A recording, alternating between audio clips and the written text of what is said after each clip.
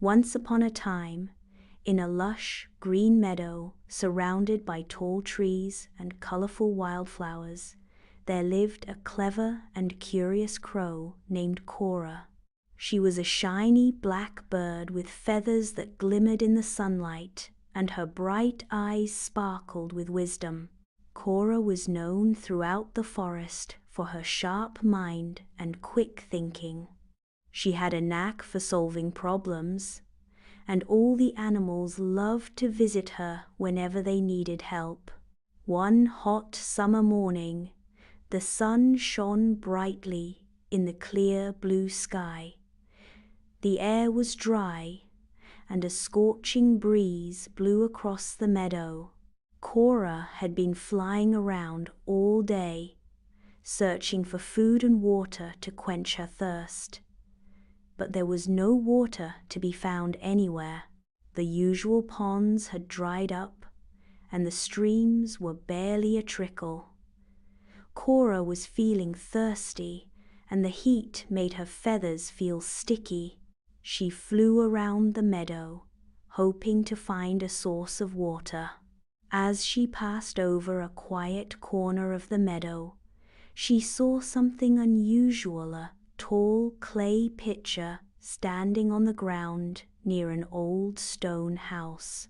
Cora had heard stories from the other birds about pitchers that could hold water, and her curiosity was immediately piqued. Excited, Cora swooped down and landed next to the pitcher. She peered inside, hoping to find some cool water. But to her disappointment, the water level was low. There was only a tiny amount left at the very bottom. It was just too far for Cora to reach with her beak. "Oh no," Cora thought. "I'm so thirsty, but I can't reach the water. What should I do?" Cora paced around the pitcher, thinking hard. She hopped from one side to the other, peering in at every angle, but it was no use. The water was simply too deep. She spread her wings in frustration. Just then, a gentle breeze blew through the trees, and Cora heard a voice behind her. "Hello there, Cora. What's got you so upset?" Cora turned to see her best friend, Sammy the squirrel, bounding over to her with his fluffy tail twitching. Sammy was a playful and clever creature, always full of energy and quick ideas. He loved to help his friends whenever they faced a problem. "Oh, Sammy," Cora said, looking at him with a frown. "I found this pitcher, but the water is too low for me to reach. I'm so thirsty, but I don't know what to do." Sammy scratched his head, thinking for a moment. This is tricky, but I know you, Cora, you always have clever ideas. Maybe we just need to be a bit more creative." Cora's eyes lit up. "You're right. I just need to think carefully." She looked around the meadow and noticed a pile of small pebbles near a nearby rock. An idea popped into her mind, and she quickly swooped down to collect one pebble with her beak. "I'll use these pebbles to raise the water level," Cora said excitedly. "If I keep dropping them into the pitcher, the water will rise and I'll be able to drink." Sammy's eyes brightened. "What a brilliant idea, Cora. I knew you'd figure it out." Cora grabbed the first pebble, flew to the pitcher, and dropped it inside. Plop! The water level rose just a tiny bit. Sammy clapped his paws in delight. "That's a great start," he said. Cora continued to fly back and forth, picking up pebbles and dropping them into the pitcher. With each pebble, the water rose higher and higher. Plop, plop, plop. The process was slow, but Cora didn't mind. She was determined to succeed. Finally, after what seemed like an eternity, the water was high enough for Cora to reach it. "I did it! I can finally drink," Cora chirped happily. With a joyful flutter of her wings, she bent her head down and took a long, refreshing drink from the pitcher. It was the sweetest, coolest water she had ever tasted. She closed her eyes and savored every drop. But just as Cora was finishing her drink, a loud rumble echoed through the sky. Cora looked up, her eyes wide with surprise. The ground beneath her feet trembled, and she heard the thundering sound of something huge moving toward them. "Cora, look out!" Sammy cried, his fur standing on end. Before Cora could react, a huge rock rolled down the hill, heading straight for the pitcher. The rock came down with incredible speed, and with a great crash, it smashed into the pitcher, sending the water splashing everywhere. The pitcher tipped over, and it shattered into pieces. Cora's heart sank. "Oh no! All that hard work, and now the pitcher is broken." The water was gone, and the pitcher lay in ruins. Cora was devastated. "What should I do now? I was so close to getting a drink, and now everything is ruined." Sammy quickly scurried up to Cora. "Don't worry, Cora. I know we can fix this." But Cora was unsure. "How can we fix this? The pitcher is broken, and there's no more water in sight." Just then, the wise old owl, named Olivia, flew down from her perch in a nearby tree. Olivia had lived in the forest for many years, and all the animals came to her for advice. She had a calm and peaceful way of solving problems, and Cora admired her wisdom. "Cora, Sammy," Olivia said kindly, "don't let this setback discourage you. There's always a way to solve a problem, even when it seems impossible." "But the pitcher is broken," Cora said, feeling defeated. "What do we do now?" Olivia smiled. "There's more than one way to find water, and sometimes, when things don't go the way you planned, it's an opportunity to discover something new." Olivia looked around the meadow, and her keen eyes spotted something in the distance. "Follow me, everyone," she said, fluttering her wings. Cora and Sammy followed Olivia as she led them to a hidden spring tucked away behind some bushes. The spring was bubbling up from the ground, creating a sparkling stream that flowed through the forest. "Look at this beautiful spring," Cora exclaimed. "I never knew it was here." Sammy hopped around excitedly. "This water is even fresher than the pitcher's water, and it's so cool." Cora bent down to take a drink from the spring. The water was crystal clear and tasted even better than the pitcher's water. She felt the coolness wash over her, and for a moment all her worries disappeared. "I'm so glad we found this spring," Cora said, looking around in awe. "This is better than any pitcher." Olivia smiled. "You see, sometimes the best solutions are the ones you don't expect. When one door closes, another opens. You just have to be patient and keep your eyes open for new opportunities." As Cora and Sammy drank their fill, they realized how important it was to stay calm and think creatively when things didn't go as planned. Olivia's wisdom had helped them find a new way to solve their problem, and they were grateful for her guidance. Just as they were about to leave the spring, they heard a rustling in the bushes. A small rabbit hopped out, carrying a large leaf in her paws. "Hello, Cora." "Sammy," the rabbit said cheerfully.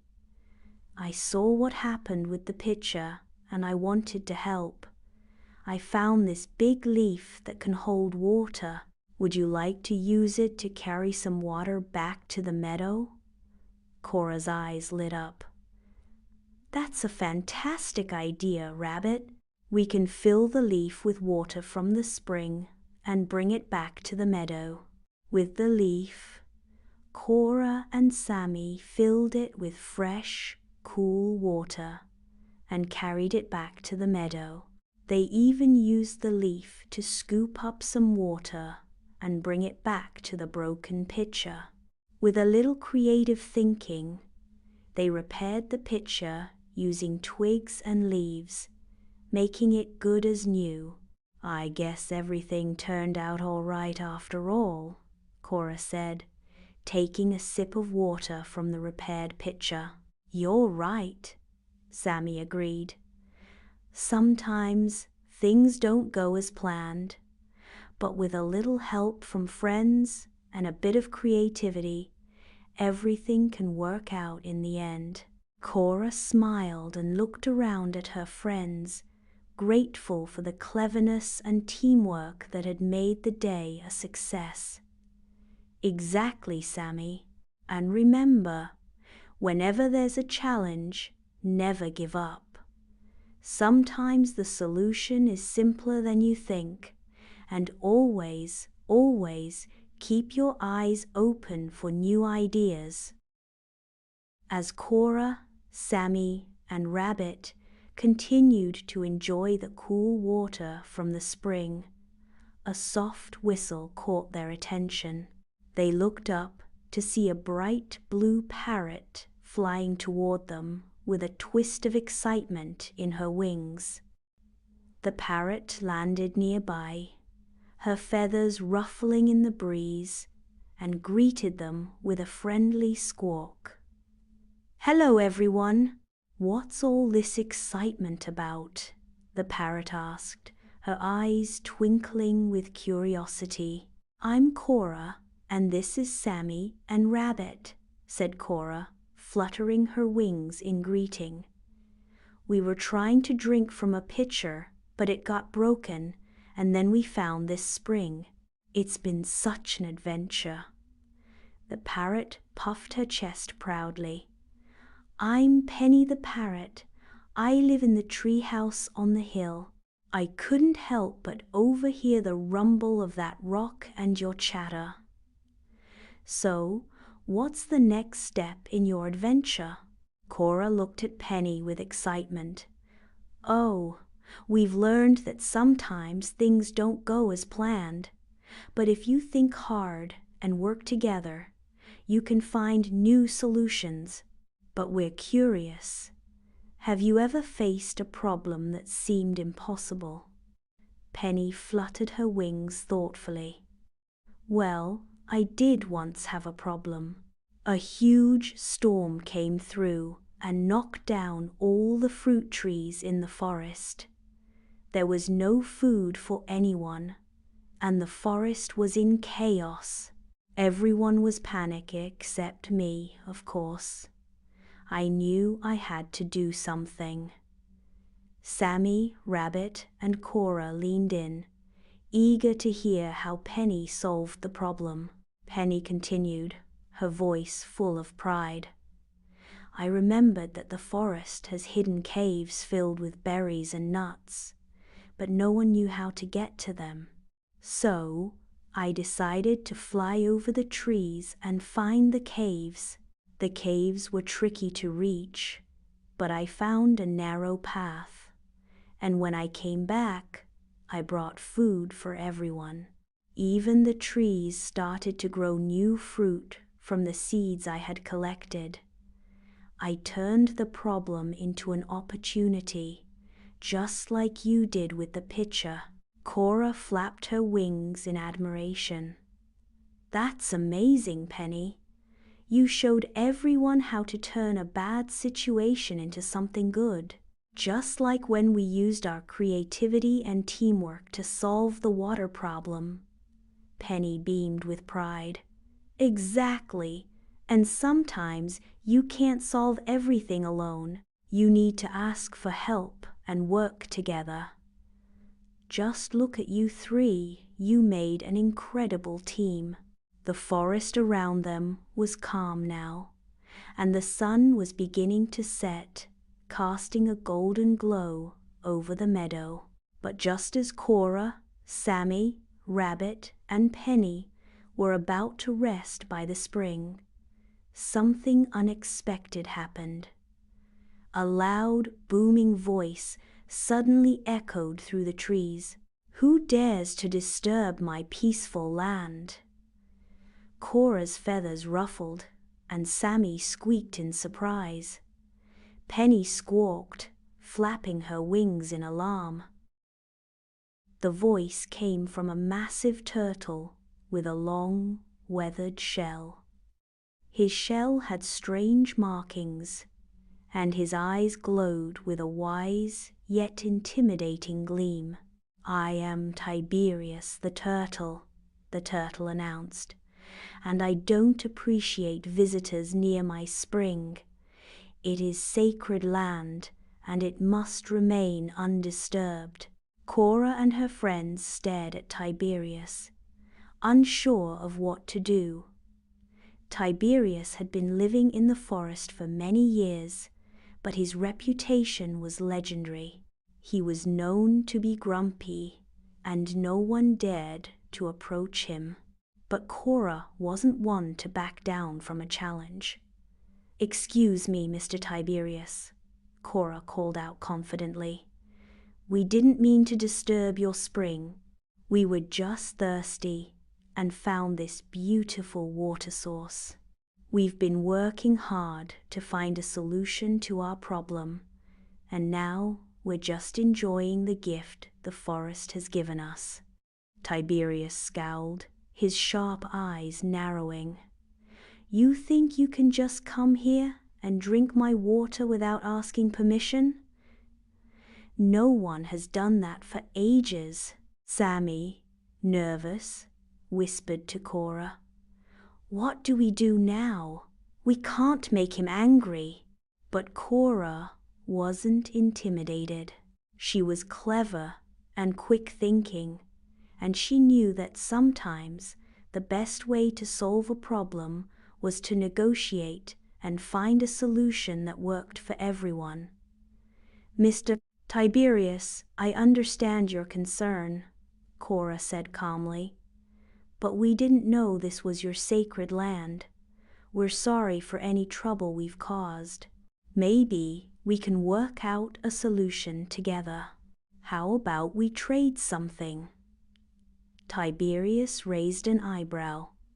Trade? What could you possibly offer me, little crow? Cora thought quickly. Well, I've heard that you are the wisest creature in the forest, and I bet you know where to find the best fruits and nuts in the entire forest. We've all been looking for food, and we could use your guidance. Tiberius blinked slowly, surprised by Cora's words. That's a fair offer, he said.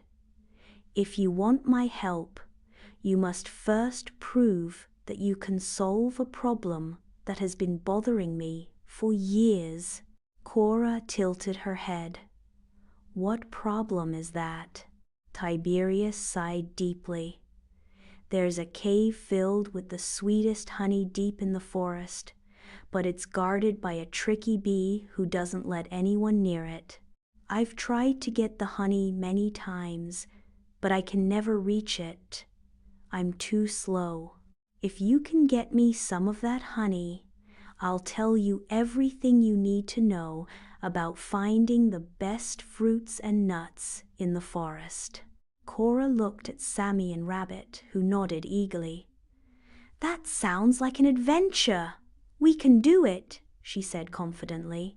With that, the group set off on their next challenge. They followed Tiberius's directions through the thick forest, where the trees grew tall and dense. They had to carefully navigate through narrow paths and over mossy rocks. Along the way, they encountered several obstacles, like thorny bushes and slippery mud, but Cora and her friends were determined. Finally, after what felt like hours, they arrived at the honey cave. It was a small, dark opening in the side of a hill, and the air smelled sweet with the scent of honey. But right in front of the entrance, a large bamboo fence blocked their way, and buzzing bees swarmed around it, guarding the cave. The bee queen floated above the fence, her wings shimmering like gold. She looked down at the group with a sly smile. "What do you want, travelers? You cannot take my honey without my permission." Cora stepped forward confidently. "We don't want to take anything without asking. We just want to bring some honey to Tiberius, the wise turtle. He's been searching for it for years." The queen bee hovered thoughtfully. "Tiberius, you say? He has tried many times to get my honey, but he is too slow." "What makes you think you can succeed?" Cora thought for a moment. Then a brilliant idea came to her. "What if we help you in return? We've been through a lot, together dealing with rocks, fog, and even Tiberius himself. If you let us take just a little honey, we'll promise to share the sweetness of the forest with all the bees. You won't be left out." How does that sound? The queen bee hesitated. "You promise?" she asked, her wings buzzing in curiosity. "We promise," said Cora, her eyes shining with sincerity. The queen bee nodded and lowered the bamboo fence, allowing them to enter the cave. The honey inside was even sweeter than they could have imagined. Cora carefully took just a small portion, and they headed back to Tiberius. When they returned, Tiberius was waiting by the spring. His eyes lit up when he saw the honey. "Well done," Tiberius exclaimed. "You've shown wisdom, teamwork, and determination. You've earned my respect. Now I'll tell you where to find the best fruits and nuts in the forest." True to his word, Tiberius led them to a secret grove filled with the most delicious berries, apples, and nuts they had ever tasted. The grove was hidden deep in the forest, far from where anyone could find it by accident. "You've earned this, Cora," Tiberius said with a rare smile. "You've proven that with cleverness, creativity, and teamwork, you can overcome any obstacle." Cora, Sammy, Rabbit, Penny, and even Tiberius enjoyed a wonderful feast in the grove, and they learned that working together and thinking outside the box could lead to the sweetest rewards.